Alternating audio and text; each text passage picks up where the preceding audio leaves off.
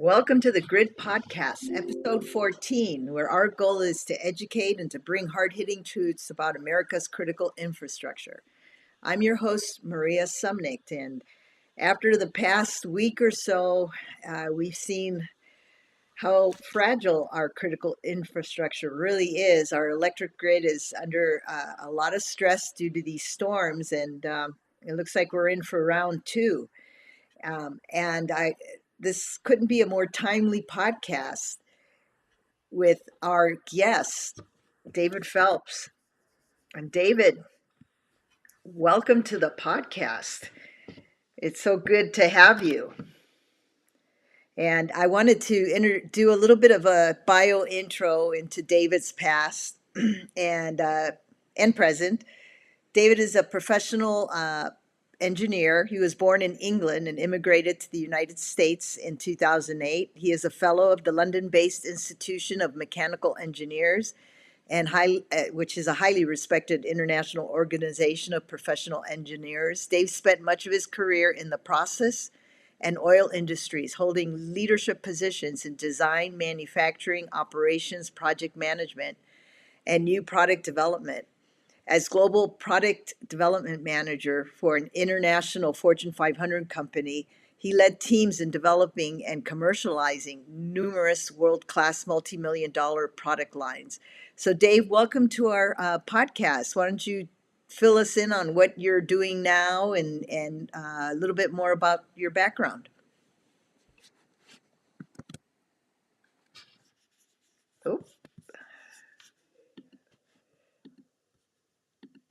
Oh, sorry, we had you on Yeah, mute. that's okay. Yes, my main focus over the last 10 years now has been on EMP and other so-called existential threats to the grid.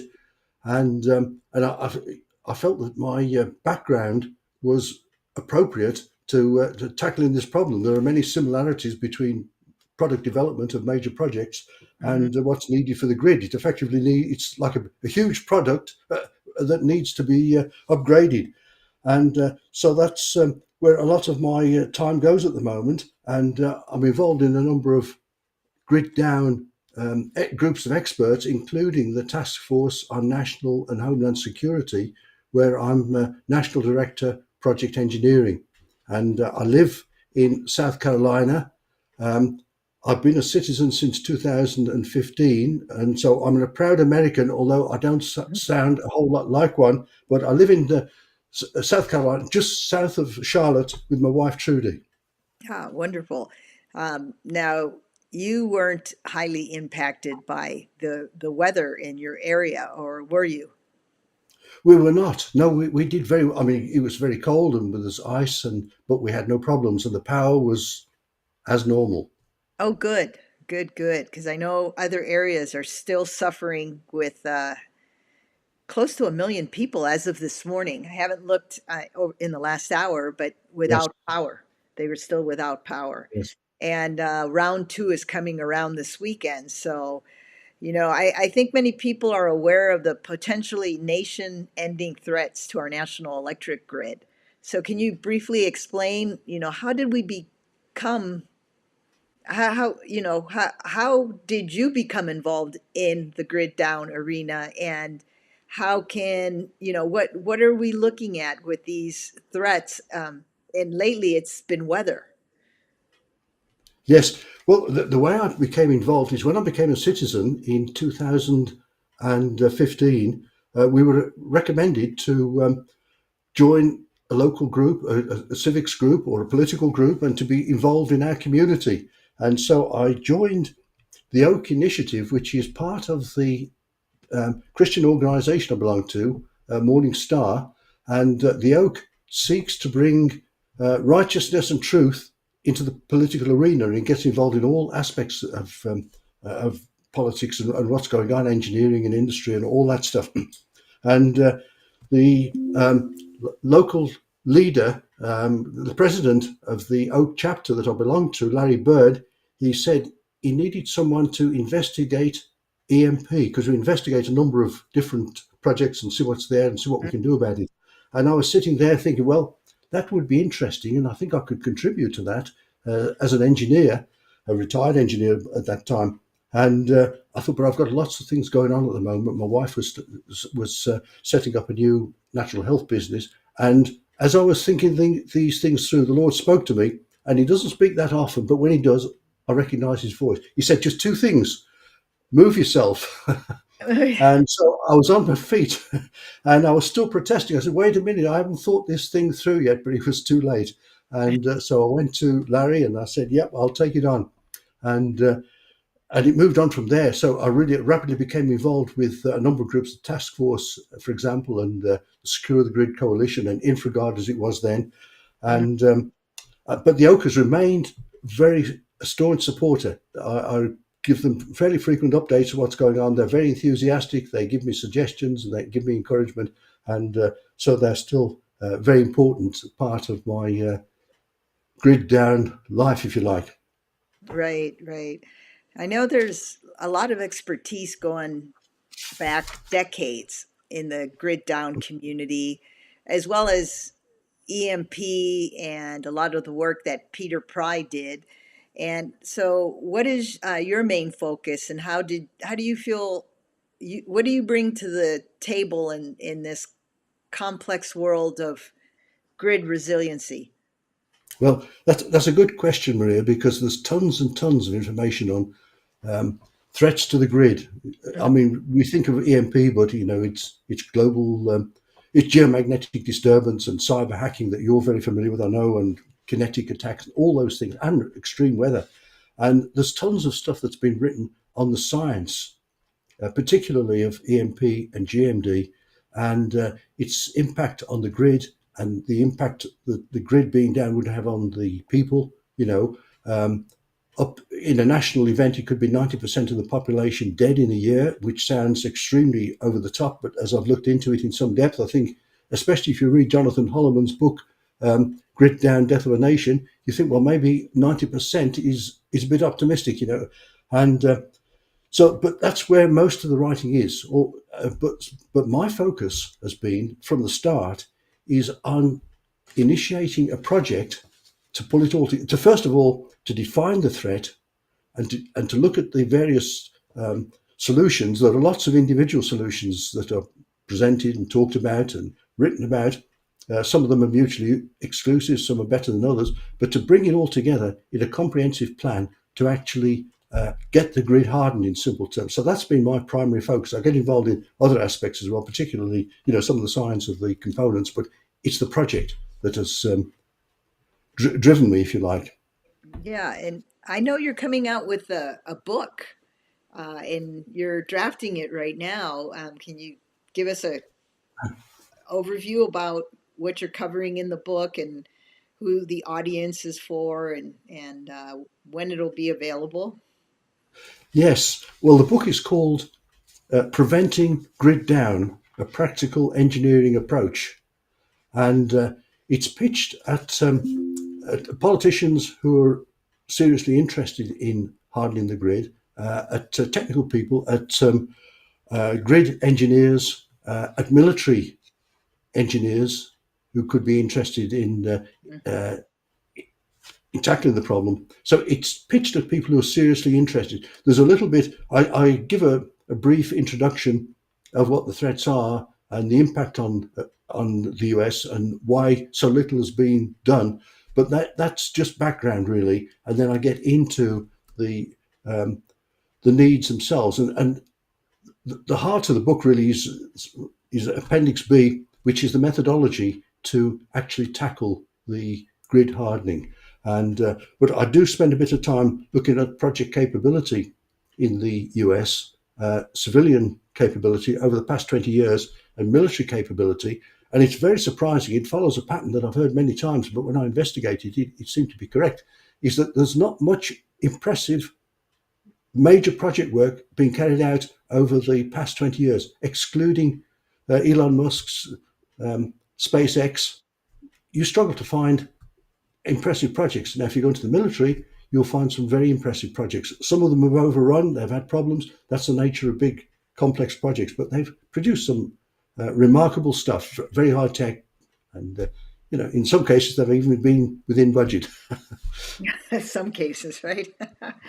Yeah. So digging a little bit more into your background, especially as it relates to existential threats to the electric grid, what are some other key, infrastructure? Um, it, the grid is so complex, and I think people don't really realize how complex it really is. Everyone is just so used to just flipping a switch on and the lights are on, right? Opening their water and faucets and such, and expecting water to come out, not realizing that all of that is connected to power. And Yes. yeah, so you want to talk a little bit, lessons learned, things like that. Yes. Well, I mean, it's important what you say about the grid because it's so easy to denigrate the grid, saying, "Oh, the power's gone down and they ought to do this and they're overloaded and all that stuff." But if Hmm. you step back and look at it objectively, it's a wonderful machine and it's very reliable, and the electricity is well priced. I wouldn't want to say that to my local electric company, but realistically, it's uh, it's cheap. It's cheap power, and it's Right. very reliable. When it does go down, it comes up very quickly. You think when it goes down when the weather's bad and you don't even want to go outside the door. Well, there are technicians outside on uh, hoists and ladders fixing it, and they fix it pretty quickly usually. So, but my background, yes, in industry, particularly in new product development, um, I got involved in different types of products, ranging from large components in the oil industry, in exotic materials, high nickel alloys, and getting involved in the metallurgy, but through to major process plant. Um, and the plant was made for producing oxygen, nitrogen, argon, and hydrogen mainly. And these were big tonnage plants, costing several $1 million each, and using cryogenics, adsorption, and um, membrane technology. And in the case of hydrogen, steam methane reformers. And so I learned a lot about how you tackle new products. And if you want me to go a bit deeper into an example of what can Sure. be achieved, Yeah, uh, sure. Be great. and so I'd got a fair amount of experience in new product development, but there was one particular time there was a line of products that the company had built. It was, I won't mention the name of the company. It was a Fortune 500 company, not difficult to determine who they were, with industrial gases, and they had a range of nitrogen generators. They produced small quantities of nitrogen, but they were very popular. They'd been highly standardized and value engineered, and the company was so proud of these nitrogen generators, they built a department called the Standard Plants Group around these generators. So all standard plants for the smaller plants were done in this group. And this plant was becoming uncompetitive against at the time, it was our French competitor. So the vice president of engineering at the time, who I got on well with, there was kind of a mutual respect there. And he said, I want you to pull a team together and make that competitive.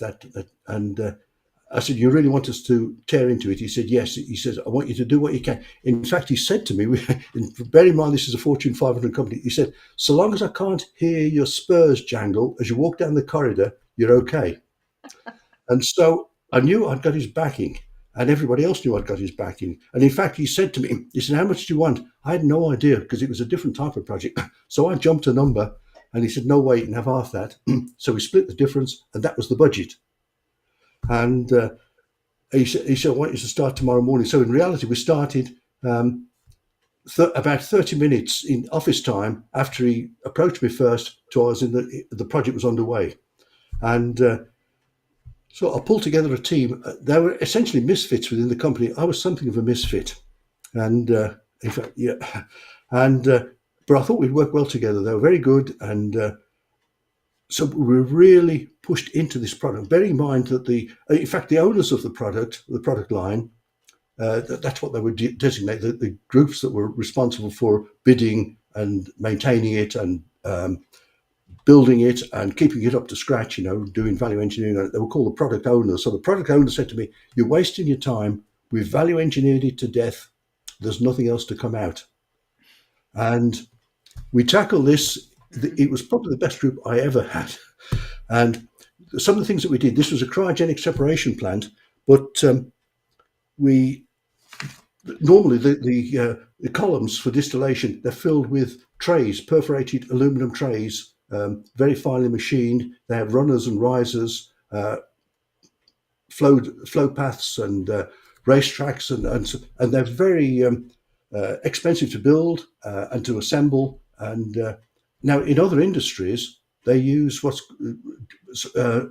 called structured packing, where it's just shapes. It may just be little small cylinders which are poured into the distillation column, and that offers the surface to separate the gas. I mean, what the surface is supposed to do is, as in the case of a nitrogen generator, the liquid oxygen is pouring down, and the nitrogen gas is rising and is being stripped of oxygen because the nitrogen is the product you want. So that's what we did. We introduced random packing for the first time ever Mhm. into cryogenic separation. And now there was a small drop in efficiency, but for a smaller plant, that efficiency is tolerable. So we did that. And traditionally, the cold is generated by effectively a compressor running in reverse. If a compressor running normally, a turbo compressor creates heat. If it's expanding, it creates cold. But of course, you've got the piping and the control system and all that. What we did was took liquid nitrogen storage, and injected it straight into the column. You can imagine the cost saving. And again, because of the capital was so important at this size, it worked. I'm just looking at my notes here to remind myself. We used a cylindrical can, which was cheaper to build. We used a vacuum on that can for insulation. Um, we stiffened up the column itself to use it as a structural component, and there were a number of other things we did. The only thing we couldn't improve on was the compressor, which was amazing. We did our best, and we really value engineered it. We took 45% out of the capital cost, which is an extra. I've never taken that much out of a plant before. 45%, and the target to sell 20 over 5 years was broken when at 2 years we'd sold over 100, and at 4 years we were coming up to 200, and the design scaled up sevenfold. It was a great success. Now, the interesting thing was, were the product owners grateful to us? Not really. They never forgave us, especially me, for trampling on their turf, which Yeah, is a lesson to learn. exactly. And I found an interesting data point this morning, and your example of out of the box uh, handling complex engineering problems. Here's one that is happening actually, and it's going to happen again as soon as this next storm rolls in. People don't realize that when oil and natural gas are extracted from the ground, there it's mixed with water, and so what we're seeing is with this weather we've been having and the freezing temperatures is a complex mix of, and I'm no chemical engineer, but a chemical problem that needs to be addressed in the extraction of our power sources. In So what was happening in Texas too? Not only was the grid going down, but also when they were pumping natural gas to meet the increased demand, that gas couldn't be processed correctly because the water inside the gas that was being extracted froze.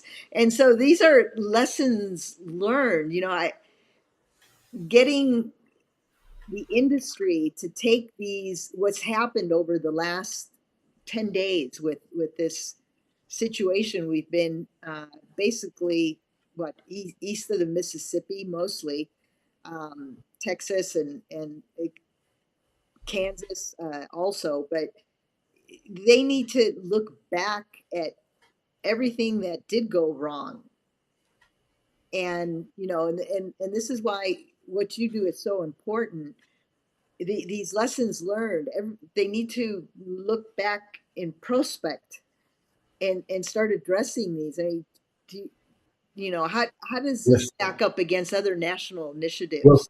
this particular one, just to finish a point I missed, is some of the lessons I learned from this first exercise and others, and there were a lot more. But the importance of a champion. This vice president was a champion. He didn't have to do anything. No, not once did I go to him and say, "I'm having problems, this, that, and the other." But the very fact that he was there, um, it kept people off my back. I was able to get away with a lot of things.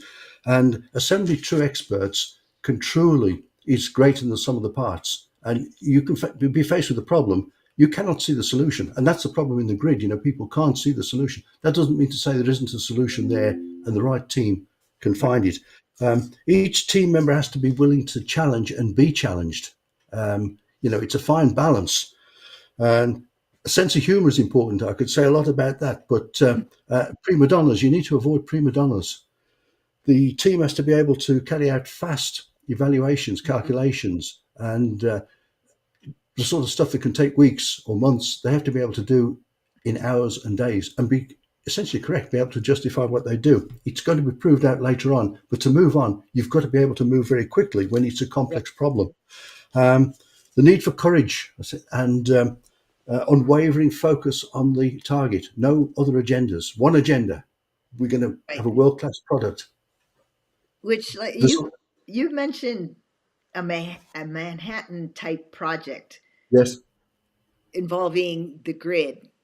Expand on that, because I think you're moving in that direction, and that's almost what's needed at this point. There's so many things yes, to address, right? that's That right. it's so big. Um, what I'm proposing, I used to call it the Manhattan Project. In fact, I got the name from Peter Pry. I didn't invent that name. He invented the name, and I thought, well, I'll run with it with his permission. But I don't use it now because so many people are talking about Manhattan projects. And so I just call it the project, the book, the project. The project. But the essential things are, which is what I developed from industry. And in the book, I give a lot of, I devote a complete chapter to my experience in industry on the different products and the lessons learned from each to give credibility to it. Otherwise, you're just trotting out statements and principles, but what's the basis for it? But the great thing I could say is that those principles stack up well with other big initiatives, which I won't go into now, but I compare in the book. The Manhattan Project itself, the original Manhattan Project. If you look at the elements, if you look at the skunk works, the famous Lockheed skunk works, and the Yep. Kelly Johnson's 14 principles, they stack up with what I learned. I used another example in the book, Midnight Hammer. You think, well, what's that got to do with engineering? Well, the principles are there. You can see them again. I show them the champion, the team, the clear focus, the methodology, the proper planning, and the courage. It's all there. Right. But turning to the project itself, what I've adapted it from what I learned in industry and based on these other prestigious um, projects from which I've learned a lot. I wish I'd read the projects before I learned my lessons because I learned them the hard way. But I guess that implants it in your mind better if you learn it the hard way. But I could have learned a lot from these projects earlier on. But the essential components that I'm saying is in the project. There are three essential components plus four, plus a fourth. Um, so the components is there's a development planning phase, then there's the development phase, and then the execution phase in simple terms. So there are three key phases: development planning, development, and execution. And the key make or break is the development phase. Yep. And there's another phase before that, which is where we in the grid expert community could get in, which is the project initiation phase to actually get to the point of even having a development planning phase in place, because that I project that would take about 6 months. That's tight, but with the right people. But we can talk a little bit about that, about what we could do as a group, as a an expert that EMP people, or grid down as we refer to ourselves now, ourselves, not so much EMP. But let me just look at the development phase first and then go on to the other three groups, because they're each very important. And of course, the execution phase is by far and away the most expensive and the most long lasting. But unless the development phase is correct, the execution phase does not know where to go. It will not get started. It could easily go in the wrong direction. So let me look at the key elements of the development phase. And the first, it would comprise a small team of people. Probably, I can imagine as few as 8 people, but they would need a strong support team, big support team. They would need a champion, and it would be a champion. It would be the president, or it could be the it could be one of these cabinet members, or probably both. But it needs a champion of that level. They would not need to do much at all, but just knowing, you can imagine. I mean, Midnight Hammer had 3 champions: President Trump, Secretary Hegseth, and General Raisin Kane. With 3 champions like that, who was going to interfere with that project? But Right. anyway, let me go on to the project. So you have you have the team, you have the champion, you have the support team, you've got the methodology, and the first thing they need to do is to get the best information they can rapidly from all the stuff that's around. We talked earlier on about all this variation of information, and they need to talk to the right people, get people to come in, challenge them, Mm-hmm. and establish solid principles, and then they need to build what I call is a basket of solutions, to look around at all the solutions that are available as far as practicable. But there are not actually that many when you boil it down. There are a lot of cover the same sort of ground, but to take those solutions and put them in a metaphorical basket of solutions. And some of them would range from the things that are almost no-brainers, like capacitor-based blocking devices for transformers, which have been proven. There may be something better. They would look at it, but that's a pretty solid. Faraday cages are solid. There are a number of things. There are surge protectors and things like that. So all those go into, and this would be the latest technology. Some of the things that Siemens has done. That will all go into the basket of solutions, including technology and strategies and logistics, all there, labelled with its sort of level of practicality, but nothing thrown out.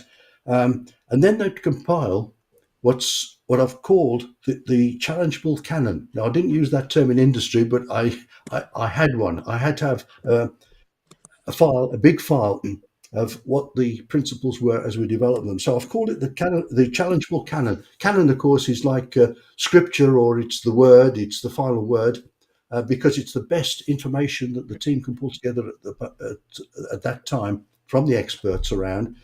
So that's the canon bit. But challengeable means it can always be challenged and changed, not willy-nilly, but if necessary. So to compile the challengeable canon, the first thing is to agree on the parameters that we're designing to. You think now people would say, "Oh, we don't need to do that. We've known that for years." No, we don't. What are we designed to? The mill standard, 50,000 volts per meter.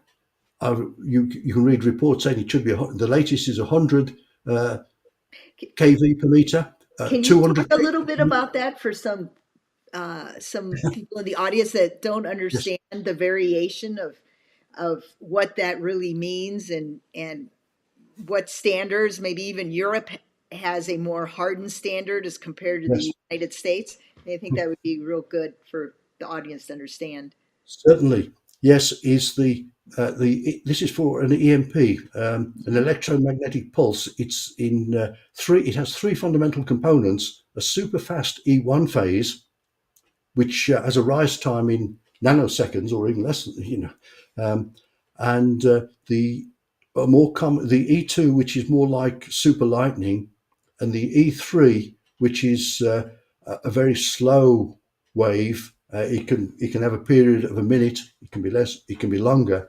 It's a very low frequency, which is rather like a DC current, which can overheat transformers. Transformers are designed for AC. If they see a DC current, it can overheat uh, the windings and burn them out. So if we look at and they have different mechanisms of connecting. The lightning attack is the E2 is more understood, although this could be a very severe attack if it was from a full-on EMP, which is initiated. If it's a nuclear EMP, it's initiated from a nuclear bomb.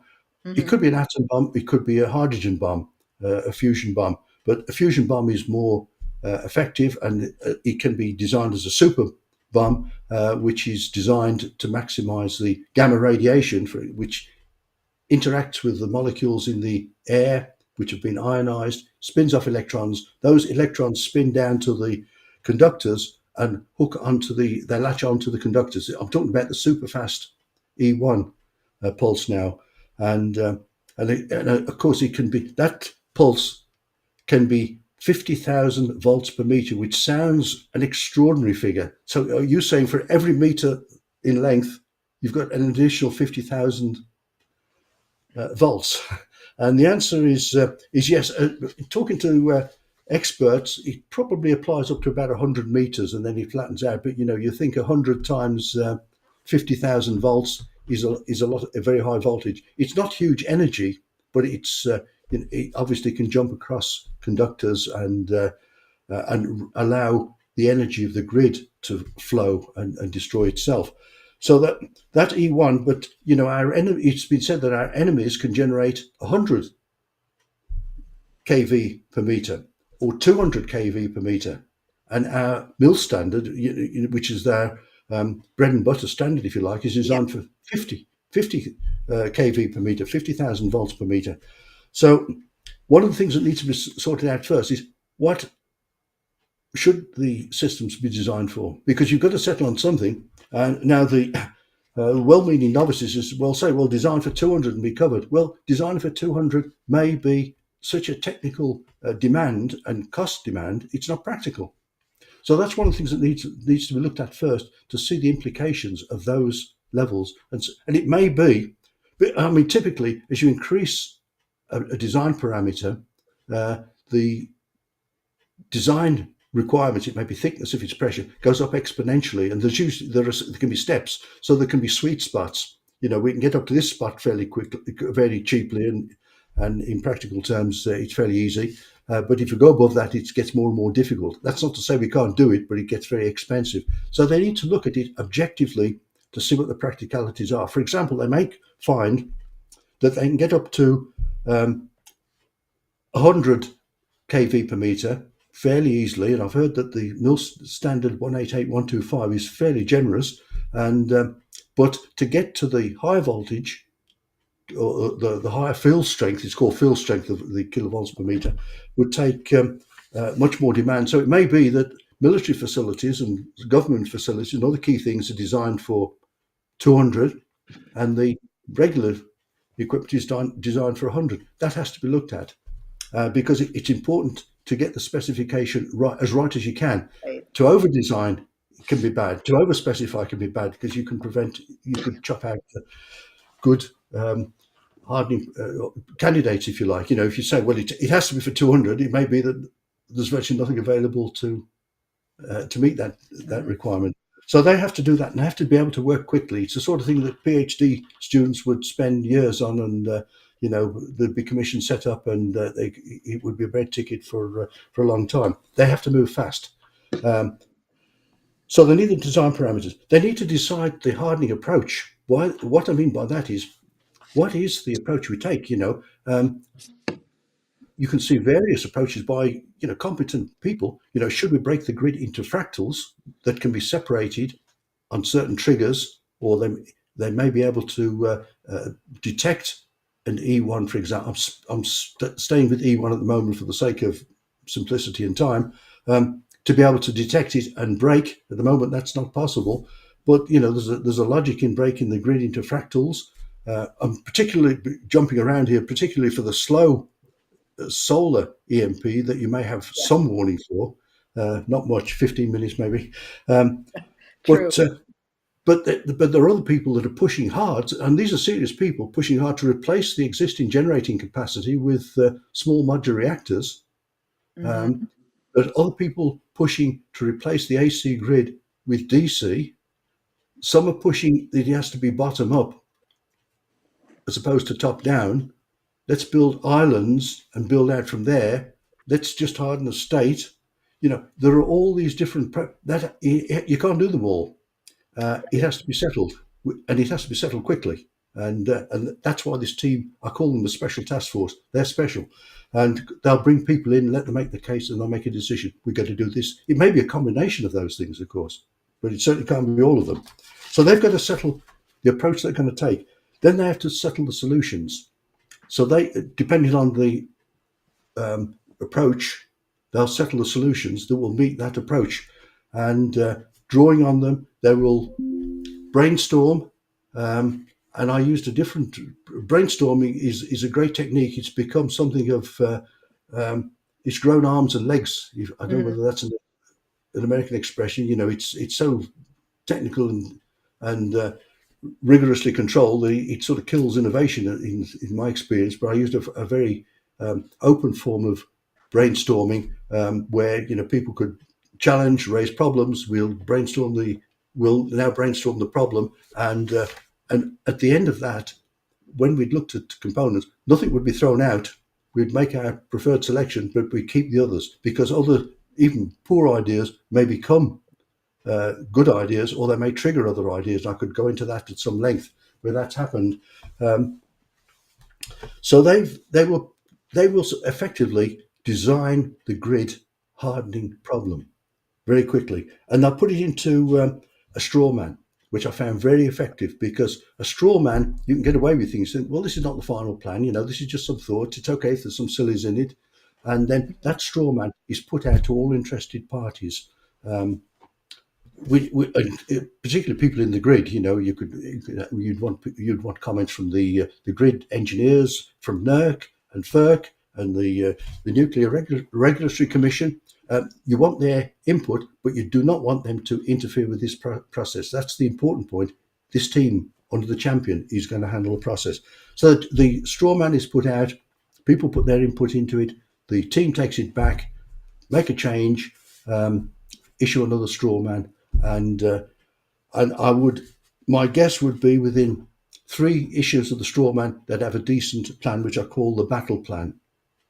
Now, I'll go into that in some depth in the book, the actual mechanisms for doing this, and the composition of the team, the nature of the team, and all that stuff. But in the interests of time, that's the development phase, and then the development phase leads on to the execution phases, which will be almost certainly be in multiple phases, sub-phases. But I don't want to preempt what that phase looks like, because it depends on the work of the development phase.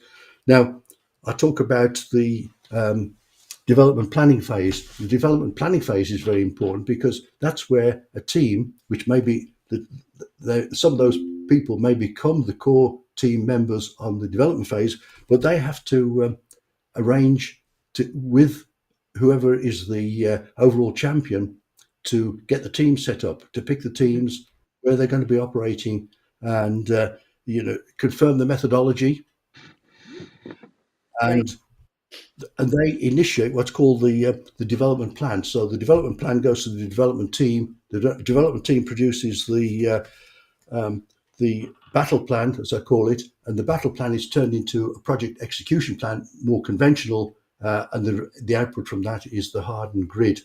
And will it be 100% hardened? Probably not. There's the thing. You can see comments from people ranging from, it's easy to harden the grid. It makes me the grid is very complex. It's complex. It's true. I've heard it said it's relatively. I've seen it written. It's relatively trivial. It's easy. We know exactly what to do. It's just a political thing. So on one hand, you've got this thing. It's just like a ride in the park. Others are looking at it a bit more, say it's impossible. Yeah. It's totally impossible. We can do a few bits. Now, the real answer is somewhere between the two. So what I'm looking at is getting as close to the ideal, where it's 100% protected as far as is practicable and economically possible. That's what it amounts to. Right. And but the first part is the initiation, and that's something that could be done within the EMP community. You know, the EMP advocacy, or let me call it the grid down advocacy Hmm. groups, could take that lead on doing that.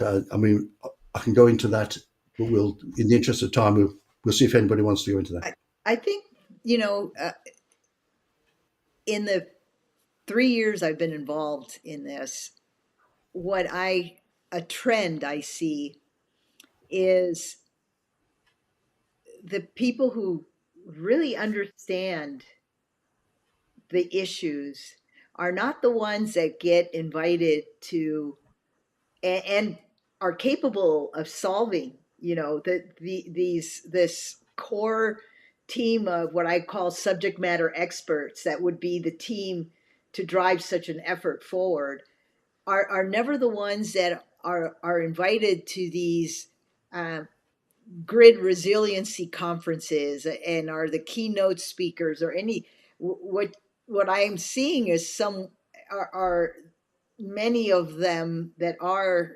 considered experts have not been out in the field and have rolled their sleeves up and really done been a part of this and what I call the grid industry, Yes. and um, and that includes the agencies that uh, are supposed to monitor, quote unquote, Mm. the industry and its standards and so on and so forth. I see such a huge disconnect between those who show up to the ball and those who need to be invited and lead the ball. Yeah, They're never and that's why nothing has been done because no, the right team isn't in there. The exactly. Yeah, exactly that. And as I say, I saw that in industry, which is what could be accomplished with the right team. And exactly. you know and I could give a lot more. We could talk a long time about examples and the lessons learned, and I go into detail in the book on that. But it's solid, and Yeah, and that's that core of the competent team, right? Um, yes, it for has to be the right team. You know that, and that there are some essential parameters. I described a little bit of the nature of that team, but they have to work together. You right, cannot do it with a series of workshops and then back to your day job and let's get on a Zoom call. They work together for this 18 months. I'm saying 18 months, which is a very sharp schedule, but um, they would be working together physically located. You know, they would have offices. yeah, I can imagine a central conference area. They would be working in offices, but they'd come together impromptu. You know, not well. We've got a meeting. Let's formalize a meeting. They would come together at the drop of a hat, and but they work together.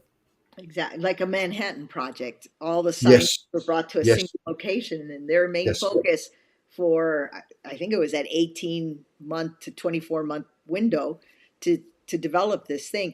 And I completely agree with you with that because I personally am, and my expertise is in the cybersecurity uh, network side of the house, not in the electromechanical physics of the grid itself. But um, I've met so many talented people that uh, should be part of this um, highly competent team or special task force, whatever you want to call it. yeah, How do you get your champion to get the right people in there? It, obviously, the perfect champion would be someone like Trump, but he would need to have an advisory team that truly understands that the current status quo of so-called I know they are experts in in their field, but yes, they're really not. Nothing's happened, so something's got to change. yes. Yeah, absolutely spot on. And one of the things I looked at some length is where should this project sit? That's one of the things that Yes. would be sorted out in the development phase, in the hierarchy. I mean, it could be independent, and there's some advantages to that. You can imagine a champion, appointed champion, Mm-hmm. um, maybe a general, you know, an ex-combat general could be the champion, reporting into Trump with completely independent. There would be some advantages to that, but there'd be some disadvantages as well, you know, because they'd be opposed from a lot of sides.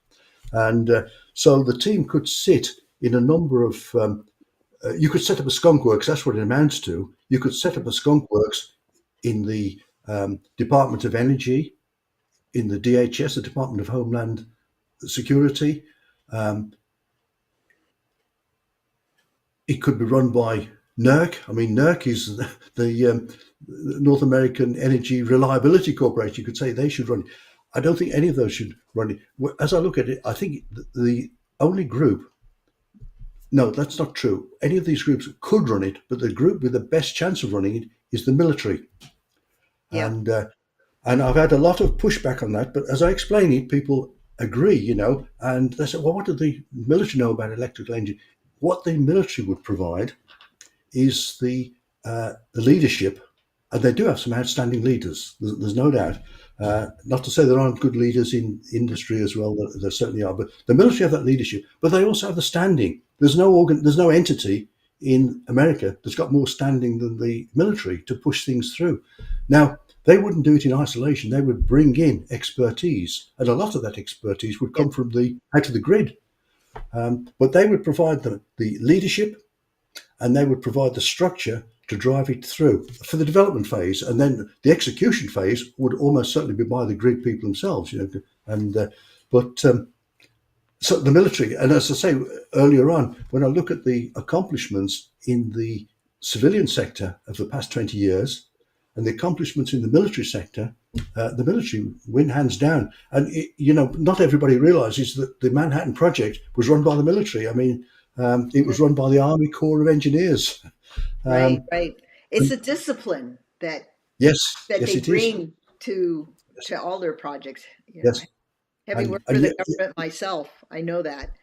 yes, and this team has to be able to work in freedom.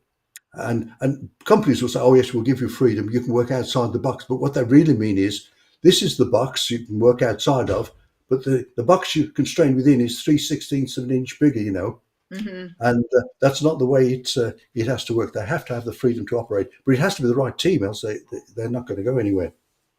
Right, right. And I'm always a person of the glass half full.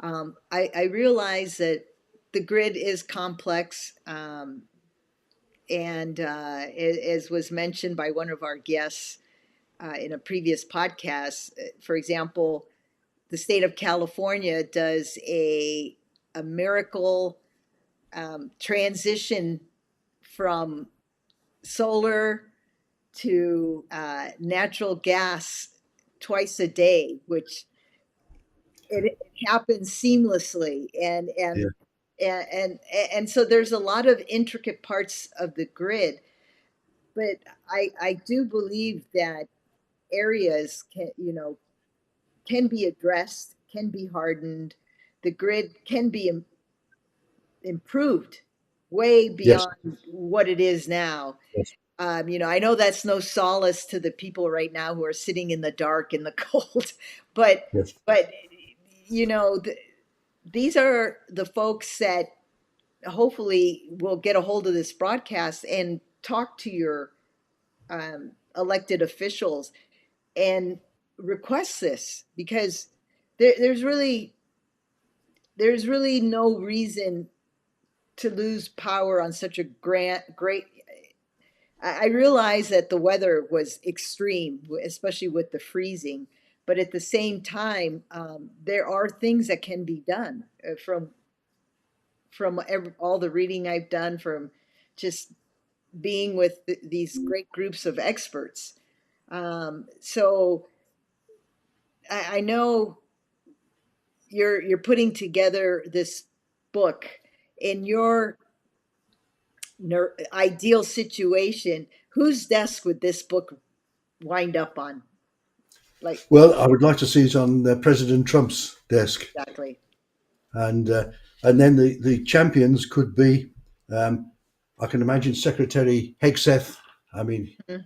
I have a lot of respect for him, and it could. I mean, you could have three champions. You think about it. It could be Secretary Christopher Wright, who heads up the Department of Energy, and Secretary Hegseth heading up the military, and President Trump. I mean, it would be unstoppable Yep. if you've got the right team. If you've got the wrong team underneath them, no matter how much support they've got, then it's not going to work. But you need that level of support. How much of their time will it take? Virtually none. None. But Right. if people know that you're going to fall foul of those three guys if you don't perform, if you don't give this team what they need, or play games, or you start playing politics, that wouldn't be a risk worth taking. Right. Right. And another, um, and I know this is a whole can of worms, but is the budget. You know, Yes. uh, where would this money be pulled from, and where would it come, and how much pushback would you get from the private industries that do run our grid, the PG&Es, the Con Edisons, etc. That's a whole. Obviously they need to be included in all this. Uh, Yes, absolutely. You want their expertise, yep. but you don't want them to be blocking it. Yes. Right, right, right. So we got about 9 minutes left. There's some questions in the chat. Why don't we go Okay. through them and see what we got? We have, how long would it take to replace transformers if an EMP missile took it out? And if one transformer goes down, what is the effect?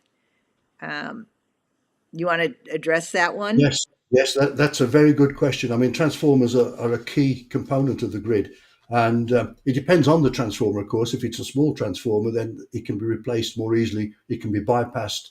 But if you're talking about um, the extra high voltage transformers, particularly, they're very difficult to replace at the moment. I think the lead time, I've heard up to 6 years, from placing the order to having that transformer on site. And actually putting them on site can be a major problem. The access ways are not there. The manufacturing capability is not great. I mean, traditionally we buy them from South Korea and Germany. We've been buying some very easily from China. Bad news. I mean, they've been found to have back doors in them with potential malware, and whether that can be taken out so we can use Chinese transformers and effectively, I don't know. But they're difficult to replace, Mhm. and you cannot, um, as I say, if it takes that length of time to build one, you can't set up a factory easily to build them. It's an art actually winding the installing the windings is an art. So it's a problem. They have to be protected. You can't work on the assumption that, well, if they go out, we'll replace them. If they all went out now, we are stymied, absolutely stymied. That's the answer. There's no clever solution. We have to protect them. Yeah. She followed up here with another. So there's so much suffering right now due to power outages in Nashville. Now is the time for leaders to pay attention, and that's true. I mean, Yes. I can't remember who it was from the World Economic Forum that said we can't let a we can't let a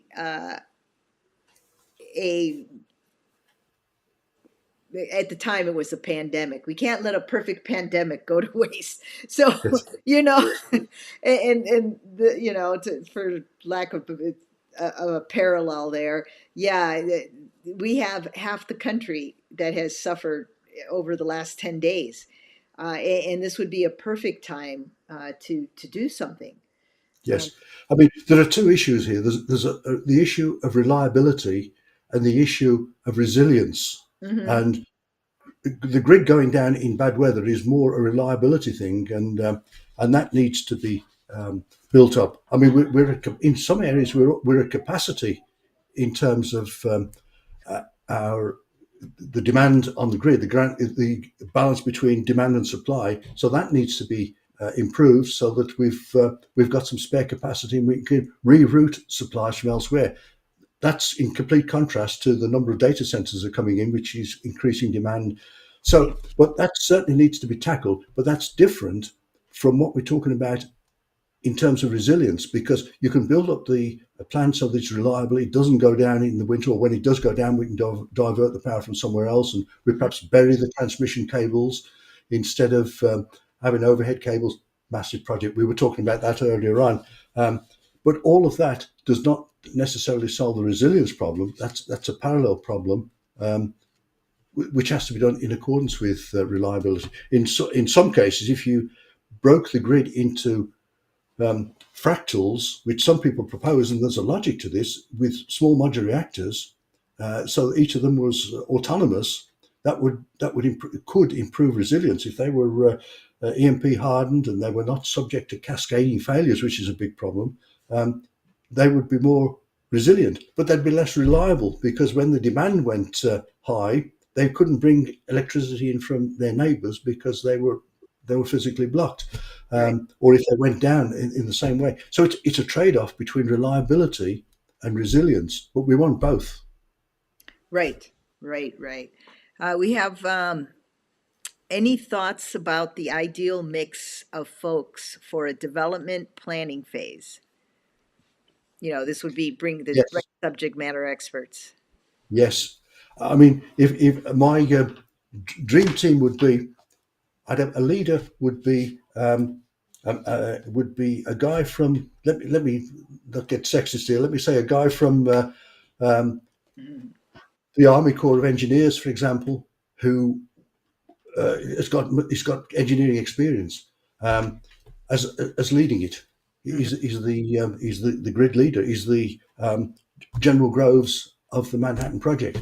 And then I think you'd probably want half of the team with some true grid experts, but they have to be carefully selected. They have to have this ability to stand their ground. They have to be experts, obviously. They have to be able to stand their ground, but they have to be able to listen, truly listen to other people, and if necessary, change their opinion. And there aren't that many of those people around. So you need those grid. You have to have grid people there for two reasons. One, you want their expertise. They've got expertise that nobody else has got because they operate the grid.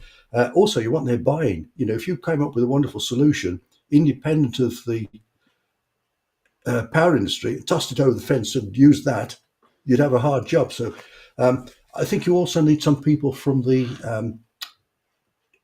EMP, the grid down advocacy groups. I mean, we have experts within the group. I mean, within our own task force and with other groups that we work closely with. We need some of those experts.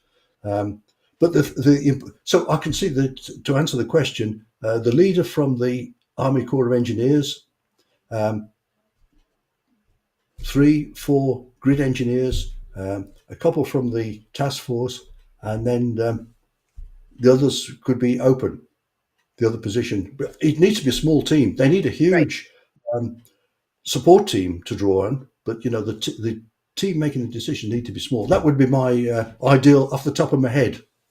Yeah, I always use either the soccer team number, 11, no more than 11 on Yes, the field. So that would be yes, your core team of experts. yes, And then the rest is your support yes, staff, you know, yeah, along and with the captain of the team, right? the support team are very important as well, and Yeah, they need to um, respond. And of course, which is where your champions come in. right, They're right, like the bouncer at the ballroom door. They don't actually do anything, just being there, make sure everything's in order. But that's it. I mean, it could be different mixes, but I think however you look at it, it has to have members from the grid, the right people. Have right, to be the right people, but they have to be from the grid. right, right. So next one is, have you seen any progress in the USA manufacturing grid components in the USA and versus our dependence on global supply chain? Have we seen that?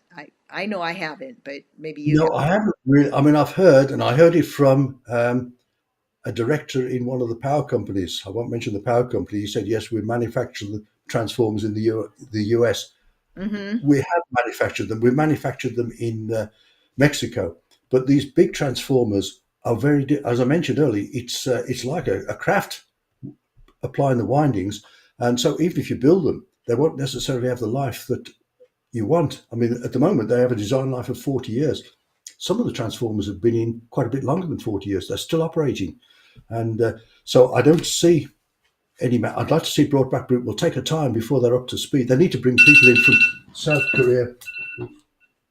They need to bring people in from South Korea and Germany to help set up that facility in US. I'd like to see that, but that's a longer term.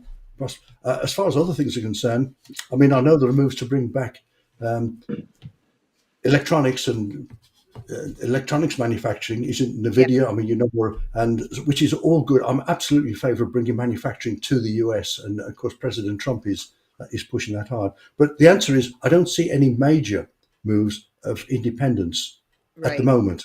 But I think we're moving in the right direction. That's for sure. Yeah. Um, Here's a comment. It just says Dave Phelps, ROW is key. So maybe you can tell us what ROW is. Are you following that? That's from David Moran.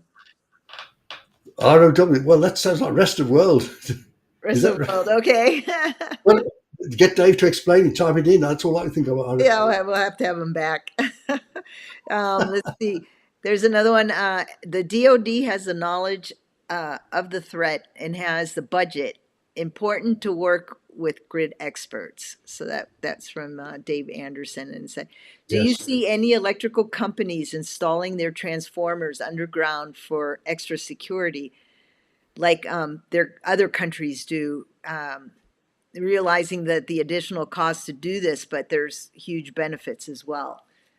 Well, I think that needs to be evaluated. That's the sort of thing that the team would do. They'd bring people, experts in, Mhm. and we know of some experts. I mean, David Anderson, who's in our group, he doesn't build transformers, but he's got a great knowledge of transformers. That needs to be evaluated quickly, the pros and cons, and Right, then you go that route.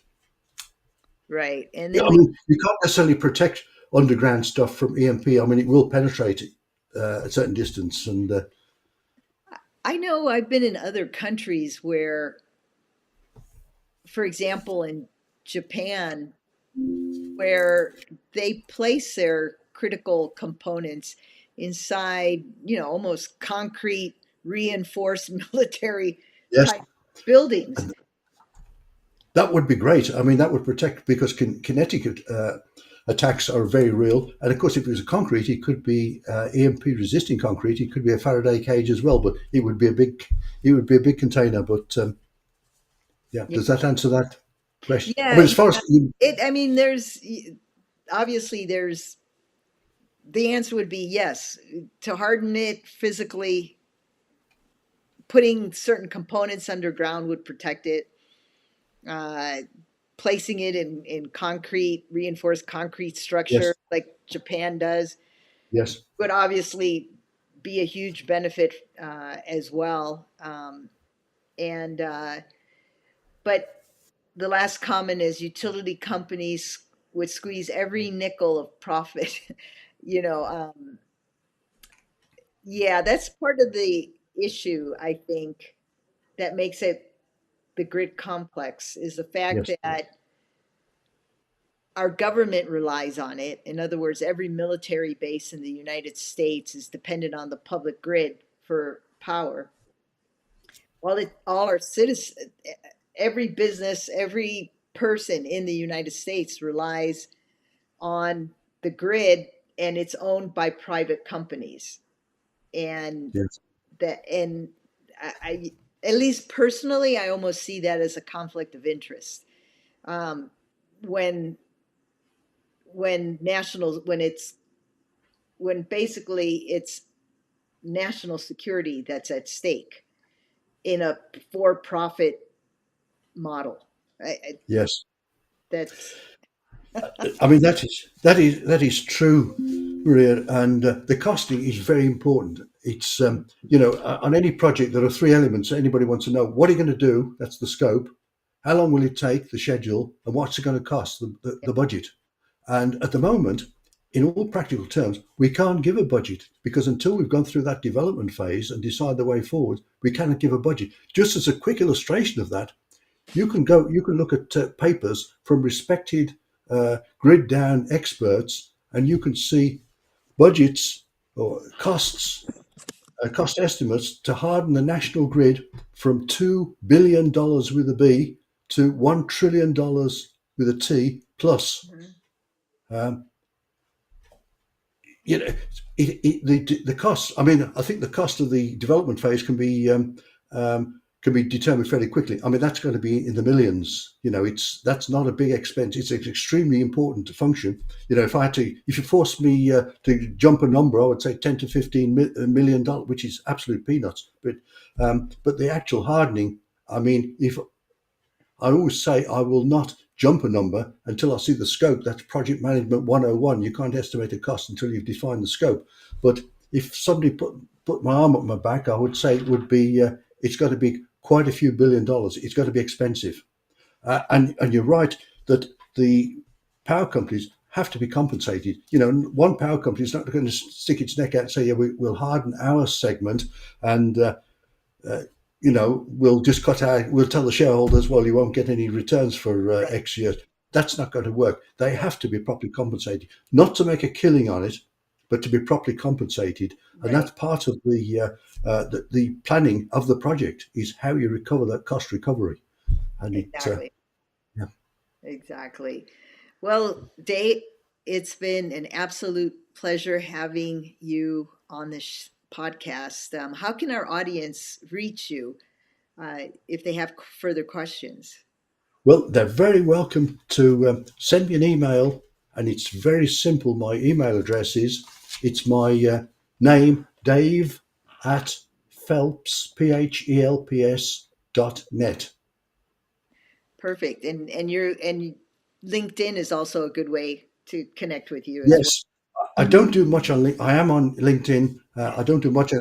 We talked about that before. I need to do more on LinkedIn. I tend to do stuff on with texts and email. But Yeah. yes, I am on LinkedIn. So if you send me LinkedIn, I'll keep an eye open it, and I need to get a bit more active. Okay, perfect, perfect. So next week, we're going to have Glenn Rhodes for part two, where he's actually going to do a deep dive on EMP and everything that he has been working on for probably the last 10 or 15 years with the task force. So please join us next week. And I want to thank our guests again and all those who have viewed the podcast. Please subscribe to the channel, like the video, and share the video as it helps promote the channel. And I believe, especially after what's happened over the last 10 days, America is, I think, at a good point where they're understanding the grid and the effects of not just inclement weather, but you know, 2 or 3 weeks ago we dodged another E4 solar storm. So there's many vectors, many threat vectors that our grid is vulnerable to. And I think educating the American audience will help them prepare better to endure outages. So do you have anything last to say, Dave, on that? Um, Only to say that I welcome any comments and critiques, and if people, when my book is out, and there will be a link for people to have it electronically, and I welcome comments. Truly, it's the lifeblood of development. Yeah, and Dave, I'm going to show you how to post your book on LinkedIn. And once it's available in PDF, we'll link it to this That would be great. broadcast.